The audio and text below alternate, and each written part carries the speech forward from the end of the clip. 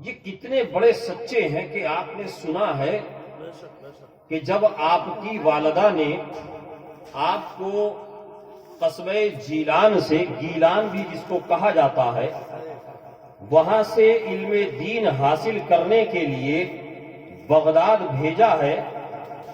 سارا سامان، ضرورتوں کا جو لباس اور ضرورتوں کی چیزیں والدہ نے ایک جگہ رکھ دیں اور ساتھ میں کچھ رقم دی، کچھ پیسہ دیا، جس کے بارے میں مورخین بیان کرتے ہیں کہ 40 دینار آپ کی والدہ نے آپ کو بطور خرچ.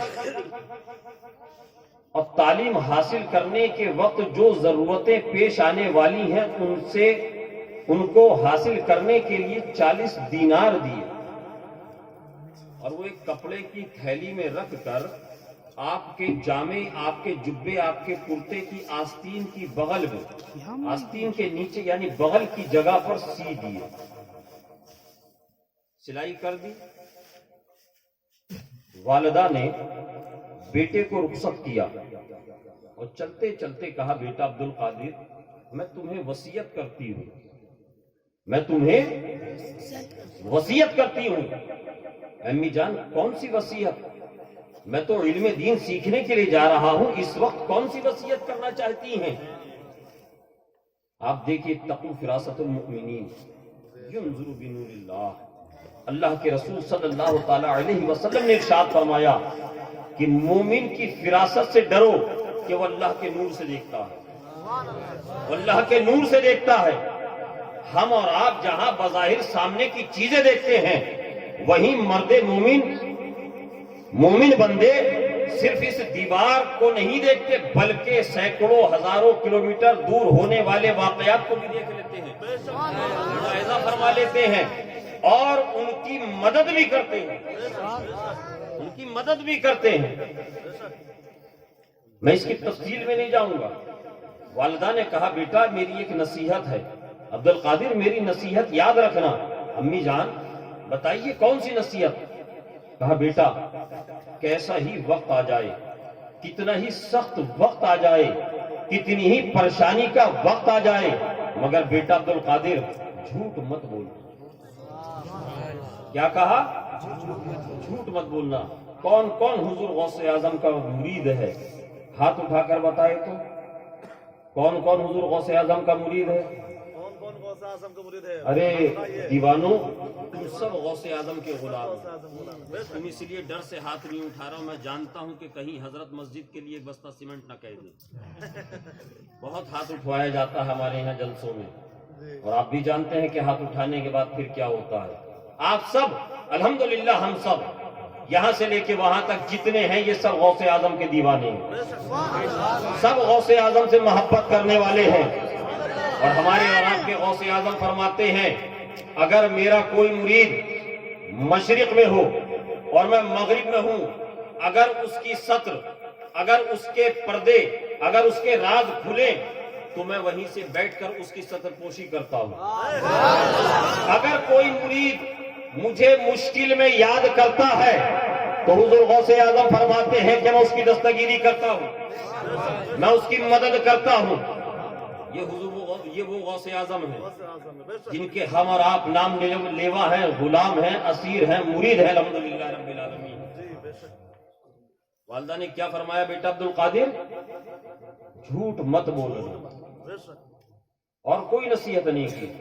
بیٹا یہ پیسے دے رہی ہوں، بہت بڑی رقم ہے، بہت سنبھال کے خرچ کرنا، یہ نہیں کہا.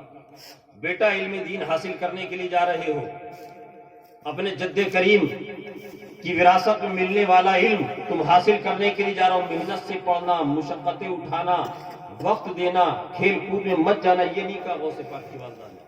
حضور غوث اعظم کی والدہ نے یہ نہیں فرمایا بیٹا جاؤ اساتذہ سے محبت کرنا، ان کا ادب کرنا، یہ نہیں فرمایا. کیا فرمایا؟ بیٹا عبد القادر جھوٹ مت بولنا. وہ آج 14ویں 15ویں صدی کا بیٹا نہیں تھا، وہ صرف نام کا عبد القادر نہیں تھا، وہ غلام عبد القادر نہیں تھا، بلکہ عبد قادر تھا، عبد قادر تھا. عبد القادر چلے قافلے کے ساتھ، ایک مقام پر ڈاکوؤں نے، رہزنوں نے، لٹیروں نے قافلے کو لوٹ لیا۔ ایک ڈاکو آیا، اس نے دیکھا کہ ایک بچہ کھڑا ہوا ہے کنارے، اس سے پوچھا کہ ہم نے سب سے مال جمع کر لیا، یہ بتاؤ تمہارے پاس بھی کچھ ہے؟ جب کوئی رہزن، کوئی چور راستے میں کسی کو روکتا ہے تو وہ یہ چاہتا ہے کہ میں اپنی جان بھی اس سے بچاؤں اور میں اپنا مال بھی اس سے بچاؤں۔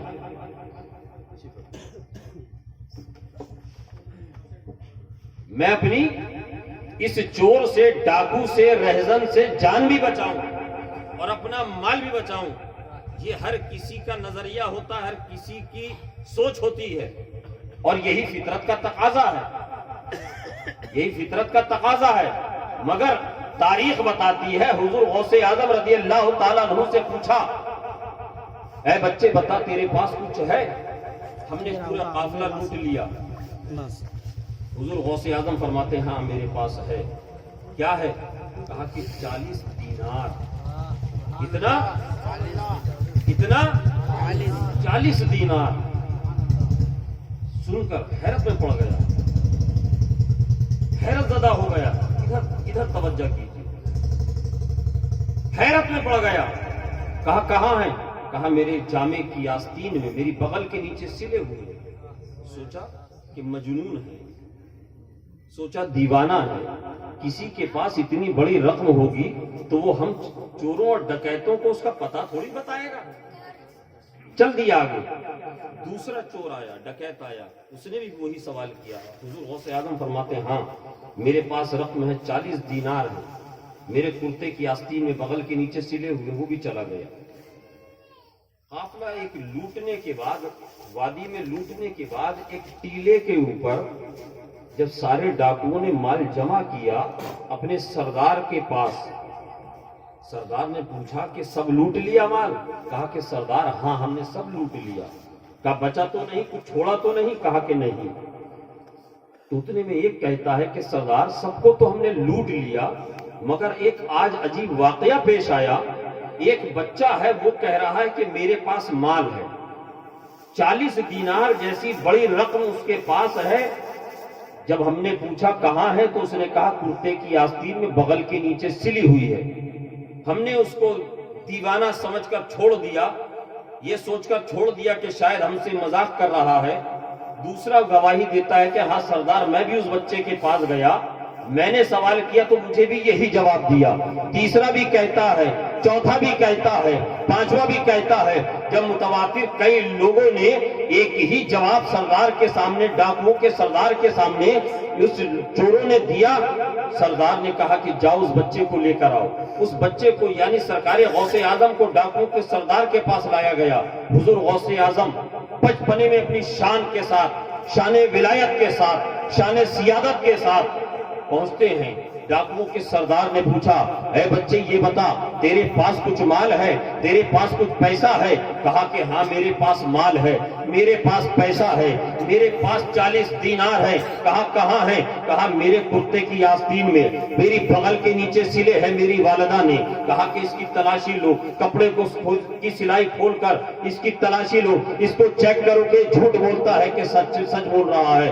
جب کپڑے کی آستین، جب کرتے کی آستین کو کھولا گیا، سلائی کو کھولا گیا تو اس میں سے کپڑے کی تھیلی باہر ہوتی ہے، نمودار ہوتی ہے، اور جب گن کر دیکھا جاتا ہے اس میں 40 دینار ملتے ہیں۔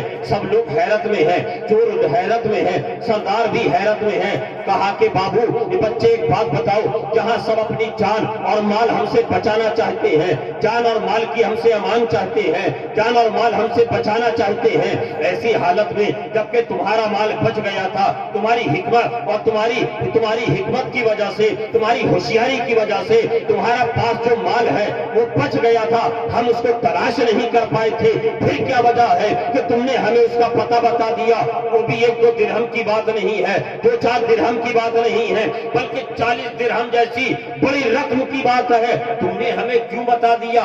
آخر کیا بات ہے؟ کیا تم نے ہم سے مذاق کیا یا تم کوئی دیوانے ہو؟ حضور غوث اعظم فرماتے ہیں نہ ہی میں نے تجھ سے کوئی مذاق کیا ہے، نہ ہی میں کوئی دیوانہ ہوں۔ ارے جب میں گھر سے چلا تھا میری والدہ نے مجھ سے وعدہ کیا تھا، مجھے ایک نصیحت کی تھی، چلتے ٹائم ایک ہی نصیحت کی تھی، یہ نہیں کہا بیٹا من لگا کر پڑھائی کرنا، یہ نہیں کہا تھا بیٹا من لگا کر رات و دن محنت کر کے پڑھ لینا، یہ نہیں کہا تھا بیٹا تو اساتذہ کا ادب کرنا، مجھ سے یہ نہیں کہا بیٹا عبد القادر تم جا رہے ہو تعلیم حاصل کرنے کے لیے، یہ اتنی بڑی رقم تمہیں دے رہی ہو، یہ تمہارے ساتھ رہے گی، ذرا سوچ سمجھ کے خرچ کرنا۔ میری والدہ نے یہ وعدہ مجھ سے نہیں لیا، بلکہ چلتے وقت میری والدہ نے مجھ سے ایک ہی وعدہ کیا، مجھے ایک ہی نصیحت کری، عبد القادر کیسا ہی وقت آ جائے، کتنی ہی پریشانی کا وقت آ جائے، عبد القادر حالات کسی بھی کروٹ ہو جائیں، مگر زبان سے کبھی جھوٹ نہ بولنا، ہمیشہ سچ بولنا، ہمیشہ سچ بولنا۔ حضور غوث پاک فرماتے ہیں اے رہزن و ڈاکو کے سردار، یہ تو 40 دینار جیسی ادنا رقم ہے، بڑی چھوٹی رقم ہے 40 دینار، اگر میرے پاس سونے کی ڈلیاں بھی ہوتی، اگر اس سے بھی بڑی میرے پاس رقم ہوتی تو بھی میں تمہیں اس کا پتہ بتا دیتا، مگر اپنی زبان سے جھوٹ نہیں بولتا، اس لیے کہ میری والدہ سے میں نے وعدہ کیا ہے، عبد القادر نے اپنی والدہ سے وعدہ کیا ہے۔ حضور غوث اعظم کی زبان فیض ترجمان سے جب یہ کلمے نکلے، یہ لفظ ادا ہوئے، تو ڈاکوؤں کا سردار زاروں قطار رونے لگتا ہے اور کہا عبد القادر تجھے اپنی ماں سے کیا ہوا وعدے کا اتنا خیال رہا، آپ کو اتنا خیال رہا، اتنا لحاظ رہا کہ آپ نے ہمارے چنگل میں آنے کے بعد جان اور مال کی امان کے بارے میں نہیں سوچا، بلکہ ماں سے کیے ہوئے وعدے کے مطابق تم نے ہم سے سچ بولا۔ ارے ہم کتنے گنہگار ہیں، ہم کتنے سیاہ کار ہیں، ہم نے کتنے مظلوموں پر ظلم کیا ہے، ہم نے کتنے مظلوموں کا مال لوٹا ہے، ہم نے کتنے راہگیروں کو ستایا ہے، ہم نے کتنے لوگوں کو تڑپایا ہے، کتنی بچیوں کے باپ سے ان کے پاس سے مال چھین لیا ہے، ہم نے اپنے رب کی کتنی بڑی نافرمانی کی ہے، ہم نے اپنے رب کی کتنی بڑی نافرمانی کی ہے۔ عبد القادر ہم آپ کو گواہ بنا کر آج یہ وعدہ کرتے ہیں اور آپ کو گواہ بنا کر اللہ تبارک و تعالیٰ کی بارگاہ میں یہ رجوع کرتے ہیں، اس طرح رجوع کرتے ہیں کہ آج کے بعد نہ ہم چوری کریں گے، نہ ہم ڈاکہ ڈالیں گے، نہ ہم کسی کو ستائیں گے، نہ ہم کبھی زبان سے جھوٹ بولیں گے، بلکہ اب ہم اپنی زندگی ایسے گزاریں گے جیسے پیغمبر اعظم صلی اللہ تعالیٰ علیہ وسلم نے فرمایا ہے، جیسے اللہ تبارک و تعالیٰ نے ہمیں زندگی گزارنے کا طریقہ بتایا ہے۔ وَكُونُوا مَعَ الصَّادِقِينَ، اور سچوں کے ساتھ ہو جاؤ، اور سچوں کے ساتھ ہو جاؤ۔ مگر ہم حضور غوث اعظم کے نام کی محفل میں بیٹھ کر حضور غوث اعظم کے نام کو سن کر بڑا مچل کر نعرہ لگائیں گے، یا غوث یا غوث المدد پکاریں گے۔ کیا مجھے بتائیے پوری اگر حضور غوث اعظم کی سیرت کو ہم بیان کریں یا علماء بیان کریں تو آپ نہیں جانتے ہیں، ہم آپ کو بتائیں کہ ہماری زندگیاں ختم ہو جائیں گی مگر حضور غوث اعظم کے فضائل ہم بیان نہیں کر پائیں گے۔ آپ سنتے سنتے آپ اور ہم اس جہان چلے جائیں گے جہاں ہمیشہ رہنا ہے، اس مکان کو منتقل ہو جائیں گے، مگر حضور غوث اعظم کے مناقب و فضائل بیان پھر بھی نہیں ہو پائیں گے۔ اگر حضور غوث اعظم سے ہمیں سچی محبت ہے، ہم حضور غوث اعظم سے سچی محبت کرتے ہیں، تو ہمیں چاہیے کہ ہم اپنی زبان سے جھوٹ نہ بولیں۔ بات کو سمجھ رہے ہیں؟ حضور غوث اعظم سے ہم محبت کا دعویٰ کرتے ہیں، اور یقیناً یہ دعویٰ نہیں بلکہ یہی ہمارے عقیدے کا بیس ہے کہ ہم حضور غوث اعظم سے محبت کرتے ہیں۔ حضور غوث اعظم کے واسطے سے ہم رسول پاک صلی اللہ تعالیٰ علیہ وسلم کی بارگاہ میں پہنچنے کے لائق بنتے ہیں۔ ہم حضور کی بارگاہ میں پہنچتے ہیں تو ہمیں چاہیے کہ حضور غوث اعظم پیران پیر دستگیر عبد القادر جیلانی رضی اللہ تعالیٰ عنہ کی زندگی پاک اور آپ کی سیرت مبارکہ پہ ہم لوگ عمل کریں۔ رب تبارک و تعالیٰ نے فرمایا وَكُنُوا مَعَ الصَّادِقِينَ، اور سچوں کے ساتھ ہو جاؤ. یہ حضور غوث اعظم ہے، یہ حضور غوث اعظم ہے، سچے جن سے ہم محبت کرتے ہیں، جن کے نام کی آج اس محفل پاک میں ہم اور آپ بیٹھے ہوئے ہیں. یاد رکھیے گا، نام عبد القادر رکھنے سے ہر کوئی غوث اعظم نہیں ہو جائے. سمجھ رہے ہیں بات کو؟ غوث اعظم بننے کے لیے، غوث اعظم بننے کے لیے جانتے ہیں کیا ہونا پڑے گا؟ بتا دوں آپ کو؟ سنیے گا. یہ ختم کر دیا، صلاۃ و سلام ہو جائے. بتا دوں؟ آپ نے بارہا سنا ہوگا حضور غوث پاک کے والے، اور سچوں کے ساتھ ہو جاؤ. بس اس بات کو ذہن میں رکھنا ہے، سچوں کے ساتھ. کن کے ساتھ؟ سچوں کے ساتھ. مسلسل کئی دن مجاہدات، عبادت و ریاضت کرنے کے بعد، فاقہ کشی کرنے کے بعد، حضور غوث اعظم کے والد گرامی سید موسیٰ، کیا نام ہے؟ سید موسیٰ، جن کو ابو صالح موسیٰ جنگی دوست کہا جاتا ہے. آپ کا نام ہے سید موسیٰ. جنگل سے جب ایک نہر کے قریب پہنچے، بھوک 3 دن مسلسل آپ نے کچھ نہ کھایا نہ پیا. دریا کے کنارے، نہر کے کنارے پہنچے اور اس کے پانی کو اٹھایا چلو میں پینے کے لیے، کہ اچانک پانی پیتے ہوئے کیا نظروں کے سامنے منظر گھوما کہ ایک پانی میں سیب بہتا ہوا چلا رہا. آپ نے واقعہ سنا ہے، میں آپ کے چہروں کو دیکھ کر سمجھ رہا ہوں، مگر میں جہاں جا رہا ہوں، میں لے کر آپ کو جانا چاہتا ہوں. وہاں تک انشاءاللہ اگر آپ پہنچ گئے تو میرا کہنا اور آپ کا سننا دونوں کامیاب ہو جائے گا. سیب دیکھا، 3 دن کے بھوکے سید موسیٰ، ابو صالح موسیٰ جنگی دوست، بسم اللہ الرحمن الرحیم پڑھ کر دھویا، کھا لیا.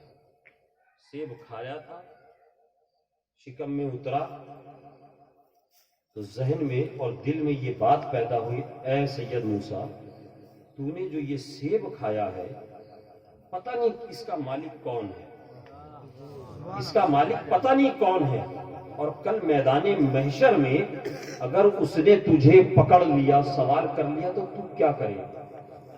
کیا کرے گا؟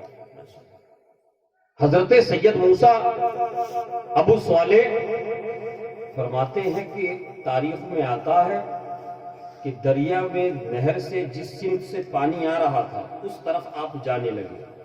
تھوڑی ہی دور گئے تو جا کر کیا دیکھتے ہیں کہ دریا کے کنارے، نہر کے کنارے ایک سیب کا باغ ہے، اور باغ میں درختوں کے اوپر سیب لدے ہوئے ہیں، پھل لگے ہوئے ہیں، ڈالیں دریا کے اوپر جھکی ہوئی. تو آپ کو یقین کامل ہو گیا کہ ہو نہ ہو وہ سیب اسی باغ سے کے درخت سے ٹوٹ کر پانی میں گرا ہوا.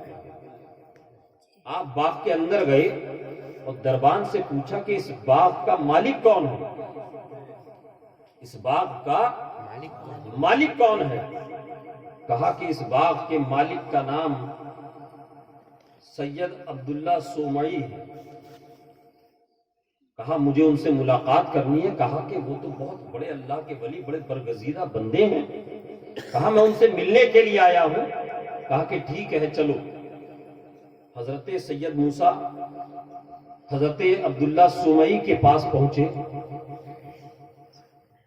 سر سے لے کر پاؤں تک ایک ولی نے دوسرے کو دیکھا، ایک ولی نے دوسرے ولی کو دیکھا. صرف دیکھا نہیں بلکہ پہچان اور جان بھی لیا. کہا کیسے آنا ہوا؟ کہا حضور میں 3-4 دن کی مشقتیں اٹھا کر 3-4 دن کے فاقے سے اتنا بھوکا تھا کہ آپ کے باغ کے درخت سے ایک سیب بہتا ہوا دریا میں گیا، دریا میں جا رہا تھا، میں نے اس کو اٹھا کر کھا لیا. میں اس لیے آیا ہوں کہ آپ مجھے اس کی معافی دے دیجئے، یا پھر اس کے بدلے آپ جو مجھے سزا دینا چاہتے ہیں وہ دے دیجئے، میں اس کے لیے بھی تیار ہوں. حضرت عبداللہ سومئی سمجھ گئے کہ جو ایک سیب کے لیے یہاں چل کر آیا ہے وہ کوئی معمولی بندہ نہیں ہے، وہ کوئی معمولی نہیں ہے۔ پہچان گئے، کہا کہ اس ہیرے کو تھوڑے تراشنے کی ضرورت ہے، تھوڑا تراشنے کی ضرورت ہے۔ کہا کہ میری 2 شرطیں ہیں، اگر چاہتے ہو تو میری 2 شرطیں ماننی پڑیں گی تو میں تمہیں اس جرم کی تلافی، اس خطا کی تلافی دے دوں گا، معاف کر دوں گا۔ کہا کہ ٹھیک ہے بتائیے۔ یہ نہیں، اب آپ سوچ سکتے ہیں ایک سیب کی قیمت کتنی ہے۔ آج کے زمانے میں بازار جائیے تو 5, 7, 10 روپے کا اچھا ایک سیب مل جائے گا۔ سید موسیٰ نے یہ نہیں کہا کہ یہ لیجئے جناب رقم، میں چلا اپنے گھر، آپ کا سیب ہے، آپ سیب کی تجارت کرتے ہیں، باغ آپ کا ہے، سیب بازار میں لے جا کر بیچیے گا، اس کی اتنی قیمت ہوتی ہے، اس سے کچھ پیسہ بڑھتی مجھ سے لے لیجیے۔ نہیں، یہ نہیں کہا، پیسوں کا سوال ہی نہیں آیا۔ کہا کہ میں معافی چاہتا ہوں، تلافی چاہتا ہوں۔ کہا کہ میری 2 شرطیں ہیں، ماننی پڑیں گی تمہیں۔ کہا میں ماننے کو تیار ہوں۔ کہا پہلی شرط یہ ہے کہ تمہیں 10 سال، کتنے؟ 10 سال میرے پاس رہنا ہوگا۔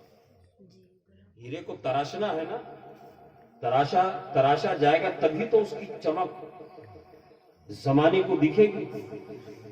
صبح و شام، رات و دن مصلی بچھا رہے ہیں، وضو کرا رہے ہیں، ذکر و اذکار جو حضرت سیدنا عبداللہ سومئی دیتے ان پر عمل سید موسیٰ کر رہے ہیں۔ جب زمانہ گزر گیا، مدت گزر گئی اور حضرت عبداللہ سومئی نے دیکھا کہ ہاں اب یہ ہیرا تراشا جا چکا ہے، نکھر چکا ہے۔ کہا کہ حضور اب تو آپ کی طے کی ہوئی مدت بھی پوری ہو گئی، آپ کی طے کی ہوئی مدت بھی پوری ہو گئی، پہلی شرط تو میں نے مان لی، پوری کر لی، اب دوسری شرط بھی بتا دیجیے۔ کہا کہ ہاں اب دوسری شرط میری یہ ہے کہ تمہیں میری بیٹی سے نکاح کرنا پڑے گا، نکاح کرنا پڑے گا۔ مگر اے موسیٰ، سید موسیٰ سن لو، میری بیٹی زبان سے گونگی ہے، میری بیٹی آنکھوں سے نابینا، میری بیٹی کانوں سے بہری ہے، میری بیٹی ہاتھوں سے لنجی ہے۔ اب اگر اس طریقے کا کوئی پرپوزل آج کے زمانے میں کسی کو دیا جائے کہ تمہیں اس لڑکی سے شادی کرنا ہے جو اندھی ہو، بہری ہو، گونگی ہو، ہاتھوں کی معذور ہو، ہاتھوں سے معذور ہو، تو کیا کوئی نوجوان اس سے شادی کے لیے تیار ہوگا؟ ہوگا؟ نہیں ہوگا۔ مگر یہ آپ کی سوچ ہے۔ وہ حضرت عبداللہ، حضرت سیدنا ابو صالح موسیٰ جنگی دوست کی فکر تھی، انہوں نے دنیا کو اپنی نظروں کے سامنے نہیں رکھا، انہوں نے آخرت کے بارے میں سوچا کہ میں نے بغیر پوچھے ایک سیب کھایا، اب اگر مجھے یہ اس لڑکی سے نکاح بھی کرنا پڑے تو میں اس کے لیے تیار ہوں، اگر مجھے اس کی معافی مل رہی ہے، تاکہ جو کچھ مصائب، پریشانیاں، سختیاں ہوں گی وہ میری اسی دنیا تک ہیں، اس دنیا میں میں شاد و آباد رہوں۔ اس دنیا کے بارے میں نہیں سوچا، ناز و نام کے بارے میں نہیں سوچا، راحت و فرحت کے بارے میں نہیں سوچا، خوشیوں کے بارے میں نہیں سوچا کہ زمانہ کیا کہے گا، کیسی بیوی لے کر آیا، یہ نہیں سوچا۔ کہا کہ میں تیار ہوں۔ حضرت عبداللہ سومئی نے نکاح پڑھایا۔ جب رات ہوئی کہا بیٹا جاؤ، تمہاری بیوی تمہارا کمرے میں انتظار کر رہی ہے۔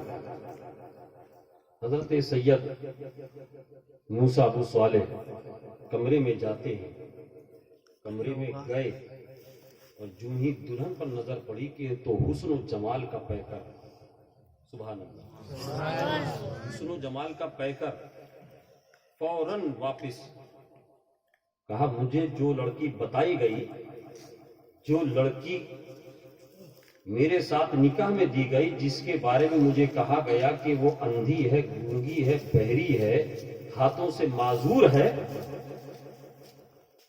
اور جو لڑکی اس وقت کمرے میں موجود ہے اس میں کوئی عیب نہیں ہے، حسن و جمال کا پیکر ہے، بلا کی خوبصورت ہے۔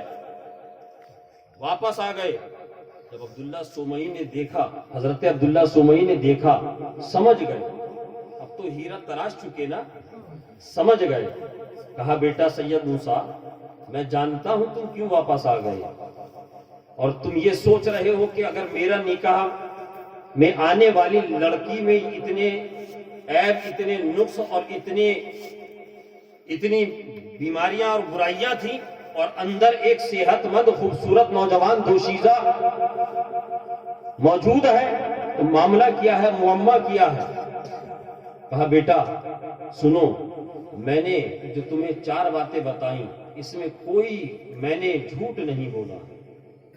میں نے جو کہا کہ زبان سے گونگی ہے، تو اس کا مطلب یہ ہے کہ میری بیٹی نے اپنی زبان سے کبھی کوئی برا لفظ استعمال نہیں کیا۔ اللہ کے ذکر اور رسول پاک صلی اللہ تعالی علیہ وسلم پر درود و سلام کے علاوہ اس کی زبان سے کوئی بد کلمہ نکلا ہی نہیں۔ اس نے اپنی ان آنکھوں سے کو کبھی کسی غیر محرم کی طرف اٹھا کر دیکھا ہی نہیں، کبھی ان ہاتھوں کو اس نے کسی برائی کی طرف لے کے گئی ہی نہیں، کبھی ان کانوں سے اس نے کوئی دنیا کے گانے بجانے اور برے کلام کو سنا ہی نہیں۔ اے بیٹا سید موسیٰ، میں نے اسی لیے کہا کہ یہ زبان سے گونگی ہے، یہ آنکھوں کی اندھی ہے، یہ کانوں سے بہری ہے، یہ ہاتھوں سے معذور ہے۔ میں نے اسی لیے تم سے کہا جاؤ، اور تم جس لڑکی کو کمرے میں دیکھ کر آئے ہو وہی تمہارے نکاح میں دی گئی میری بیٹی ام الخیر ہے، اور وہی تمہارے نکاح میں دی ہوئی وہ پاکیزہ، وہ نفیس، وہ پاکیزہ خوبصورت دلہن ہے۔ جانتے ہیں جب عبداللہ سومئی کی دختر نیک اختر سیدہ ام الخیر فاطمہ رحمت اللہ علیہ اور حضرت سید موسیٰ جیسے 2 پاک طبیعتوں کے مالک جب ایک جگہ جمع ہوتے ہیں، جب ایسے سچے ایک جگہ جمع ہوتے ہیں، جب ایسے سچے اور رب تبارک و تعالیٰ کی رضا پر راضی رہنے والے ایک جگہ جمع ہوتے ہیں، تو انہی کے آنگن میں عبد القادر سرکار غوث اعظم جیسے بیٹے جنم لیتے ہیں، حضور غوث اعظم جیسے بیٹے جنم لیتے ہیں۔ آج ہم اپنے بچوں کو بچپن میں گانا سنا کر ان کے رونے کو چپ کراتے ہیں، اپنی بچیوں کو لپسٹک اور ہاتھوں میں نیل پالش دے کر اور نیم برہنہ لباس پہنا کر ہم ان کو پروان چڑھاتے ہیں اور یہ توقع کرتے ہیں کہ غلام غوث ہمارے گھر میں آ جائے۔ یہ کیسے ممکن ہے مسلمانوں؟ کیا یہ ممکن ہے؟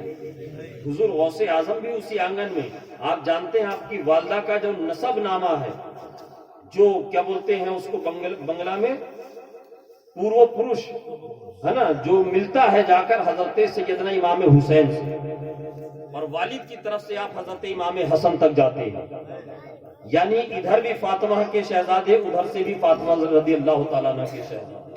جب ایسے ماں اور باپ ملتے ہیں، نوجوان لڑکا اور نوجوان لڑکی جب اپنی عزت و عفت اور عظمتوں کی حفاظت کرتی ہے اور کرتے ہیں، جب یہ دونوں ملتے ہیں تو اسی گھر میں غلام غوث اعظم پیدا ہوتے ہیں۔ اسی کے گھر میں اپنے بچوں کو بچپن سے سچ بولنا سکھائیے۔ سچ بولنا جب آپ ان کو سکھائیں گے تو کل کو وہی بچے آپ کے بڑے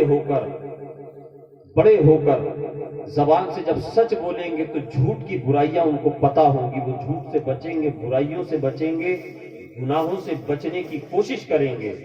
اس لیے مسلمانوں ضرورت ہے کہ جو اللہ تبارک و تعالیٰ نے ہمیں پیغام دیا ہے، جو قرآن میں اعلان کیا ہے وَكُونُوا مَعَ الصَّادِقِينَ، اور سچوں کے ساتھ ہو جاؤ، یعنی اچھوں کے ساتھ ہو جاؤ، ان کے ساتھ ہو جاؤ جن کو رب تبارک و تعالیٰ نے چن لیا ہے، جن پہ رب تبارک و تعالیٰ نے اپنے انعام و اکرامات کی بارش برسائی ہے، ان کے ساتھ ہو جاؤ۔ हुजूर गौसे आजम से मोहब्बत करो, हुजूर सरकार गरीब नवाज से मोहब्बत करो, मखदूम सरकार अल्लाह पंडवी से मोहब्बत करो, हजरत सैयदना अखी पाक से मोहब्बत करो, सरकार आला हजरत से मोहब्बत करो।